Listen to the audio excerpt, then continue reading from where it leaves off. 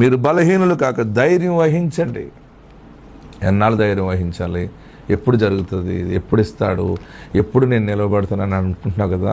ఏడుస్తున్నావా, దుఃఖపడుతున్నావా? పరిశుద్ధాత్మ దేవుడి దినాన్ని నీతో మాట్లాడుతున్నాడు. కొంచెం ధైర్యం వహించు. సమయం వచ్చింది, ఆశీర్వాదకరమైన సమయం దేవుడు నీకు అనుగ్రహిస్తూ ఉన్నాడు. పరలోకమందున్న దేవుడు ఈరోజు నీతో సూటిగా మాట్లాడుతూ ఉన్నది ఏంటంటే, ఇంతకాలము ధైర్యంగా ఉన్నావు, ఇంతకాలము పేషెన్స్గా ఉన్నావు. పెళ్ళి ఎప్పుడు అవుతుంది, బిడ్డకి పెళ్ళి ఎప్పుడు చేస్తాను, ఎప్పుడు గర్భఫలం వస్తుంది, అందరికీ వస్తూ ఉన్నాయి, అందరికీ జరుగుతున్నాయి, అందరూ ఇల్లు కట్టుకుంటున్నారు, అందరూ సాక్ష్యాలు చెప్తున్నారు. ఈ సాక్ష్యాలన్నీ ఏంటంటే, నేను ఎప్పుడు సాక్ష్యం చెప్తాను, నా భర్త ఎప్పుడు మారుతాడు, నా బిడ్డ ఎప్పుడు మారుతాడు, నా భార్య ఎప్పుడు మారుతుంది, ఎప్పుడు జరుగుతుంది, మాకు ఎప్పుడు డబ్బులు వస్తాయి, ఎప్పుడు అప్పులు తీరుతాయి అని ఎన్నో ప్రశ్నలు నీలో తలెత్తుతూ ఉన్నాయి కదా. దానివల్ల నీవు నీరసగిల్లిపోతున్నావు, బలహీనం అయిపోతున్నావు.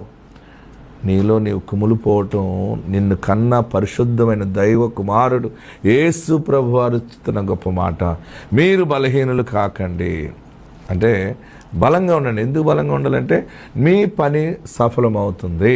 మీరు అనుకున్నట్టుగానే దేవుడు చేస్తున్నాడు, జరుగుతుంది. అవునా, జరుగుతుందా? ఇలాగే జరుగుతుందని ఎంతకాలం విశ్వాసంతో ఉండాలన్నట్టున్నారా? ఇదిగో పరిశుద్ధాత్మ దేవుడు మీతో ఈరోజు మాట్లాడుతున్న గొప్ప మాట, మీ కార్యము సఫలమగును. ఈరోజు వాగ్దానము, పని సఫలమవుతుంది, అనుకున్నట్టే జరుగుతుంది. ఆయన మీ పక్షముగా ఉన్నాడు.